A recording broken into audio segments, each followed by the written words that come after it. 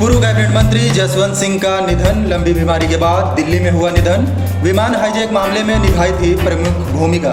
मन की बात में बोले प्रधानमंत्री नरेंद्र मोदी, संवेदनशील पक्षों को सामने लाती है कहानियां। जौनपुर पहुंचे सीएम योगी आदित्यनाथ। किसान बिल का विरोध करने वालों पर कसा तंज। अपराधियों के खिलाफ यूपी पुलिस अब अलग अलग जनपदों में धरे गए दर्जन भर बदमाश। पुलिस की ताबड़तोड़ कार्रवाई से सहमे बदमाश।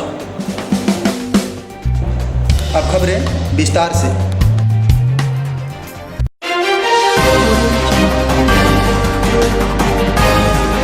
लंबे अरसे तक भारतीय सेना में अपना योगदान देने के साथ देश के रक्षा मंत्री, विदेश मंत्री और वित्त मंत्री रहे जसवंत सिंह का लंबी बीमारी के बाद रविवार सुबह 82 साल की उम्र में दिल्ली में निधन हो गया। उनका पार्थिव शरीर दिल्ली से उनके गृह नगर जोधपुर लाया जा रहा है, जहां एयरपोर्ट के निकट फार्म हाउस पर ही उनकी अंत्येष्टि की जाएगी। प्रधानमंत्री नरेंद्र मोदी ने ट्वीट कर उनके निधन पर गहरा शोक व्यक्त करते हुए कहा कि राजनीति और समाज सेवा के क्षेत्र में उनके योगदान को हमेशा याद किया जाएगा। पहले जनसंघ में सक्रिय और फिर भारतीय जनता पार्टी के संस्थापक सदस्यों में से एक रहे जसवंत सिंह का जन्म 3 जनवरी 1938 में राजस्थान के बाड़मेर जिले के जसोल गांव में हुआ था। 80 के दशक में वे पहली बार राज्यसभा के लिए चुने गए थे। वाजपेयी सरकार में अहम मंत्रालयों का दायित्व संभाल चुके जसवंत सिंह का पिछले लोकसभा चुनाव से पूर्व भाजपा नेतृत्व से विवाद हो गया था। वर्ष 2014 में बाड़मेर से भाजपा का टिकट न मिलने के बाद उन्होंने निर्दलीय चुनाव लड़ने का ऐलान किया था। इसके बाद उन्हें पार्टी से निकाल भी दिया गया था। मात्र 15 साल की उम्र में भारतीय सेना में शामिल हुए जसवंत सिंह 60 के दशक में सेना के अधिकारी रहे।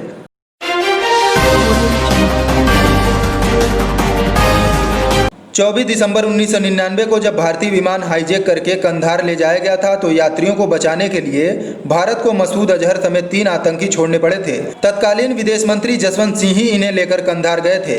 1998 में परमाणु परीक्षण के बाद अमेरिका ने भारत पर सख्त प्रतिबंध लगाए थे। तब विदेश मंत्री के रूप में जसवंत सिंह ने ही अमेरिका से बात की थी। 1999 में कारगिल युद्ध के दौरान भी उनकी अहम भूमिका रही थी।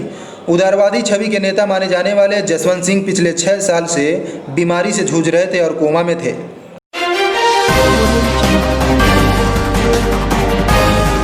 प्रधानमंत्री नरेंद्र मोदी ने अपने लोकप्रिय कार्यक्रम मन की बात में कोरोना से बचाव के लिए 2 गज की दूरी पर जोर दिया। उन्होंने कहा 2 गज की दूरी परिवार के लिए लोगों को जोड़ने, पास लाने का काम भी कर रही है। कई परिवारों के बुजुर्गों ने बच्चों को कहानियां सुनाकर समय बिताया, लेकिन देश में यह परंपरा खत्म हो रही है। प्रधानमंत्री ने कहा कि कहानियां संवेदनशील पक्षों को सामने लाती हैं। हाल ही में संसद द्वारा पास कृषि बिल का जिक्र करते हुए प्रधानमंत्री ने कहा कि यह किसानों के हित में है।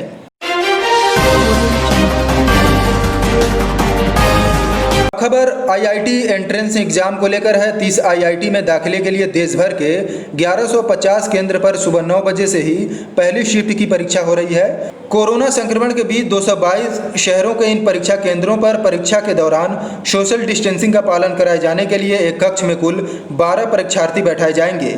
एग्जाम के लिए 1,60,000 कैंडिडेट्स ने रजिस्ट्रेशन कराया है।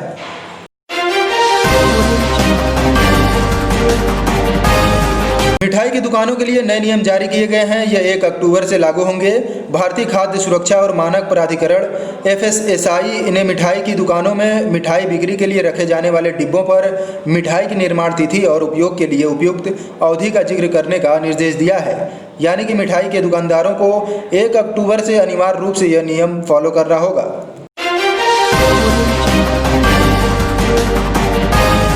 उधर उत्तर प्रदेश के सीएम योगी आदित्यनाथ ने कृषि विधेयकों के खिलाफत करने वालों को किसान विरोधी करार दिया। सीएम योगी ने जौनपुर में कृषि कानूनों का विरोध करने वालों को किसान विरोधी बताया।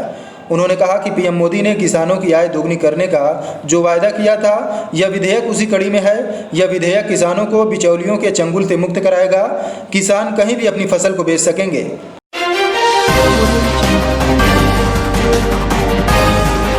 अगली खबर सेंट्रल यूपी से। यहाँ के विभिन्न जिलों में पुलिस अपराधियों के खिलाफ ताबड़तोड़ अभियान चला रही है।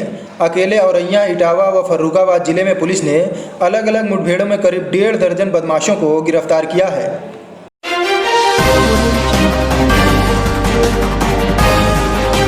औरैया पुलिस ने मुठभेड़ में अंतर्राज्य वाहन लुटेरे गिरोह के 5 सदस्यों को दबोचा है। इनके पास से 5 लग्जरी कारें भी बरामद हुई हैं। गिरोह के सदस्य यात्री बनकर टैक्सी के तौर पर कार को हायर करते थे और फिर मौका मिलते ही चालक से कार लूट कर फरार हो जाते थे। पुलिस ने इनके पास से 2 स्विफ्ट डिजायर, होंडा CRV, एक अर्टिगा कार सहित कुल 5 लग्जरी कारें बरामद की हैं।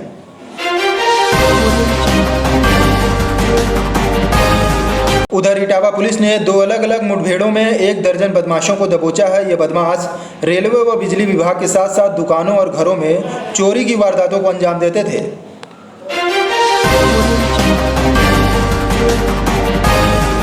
फर्रुखाबाद पुलिस ने देर रात एक मुठभेड़ में एटा जिले के 25,000 रुपये के इनामी बदमाश को दबोचा है।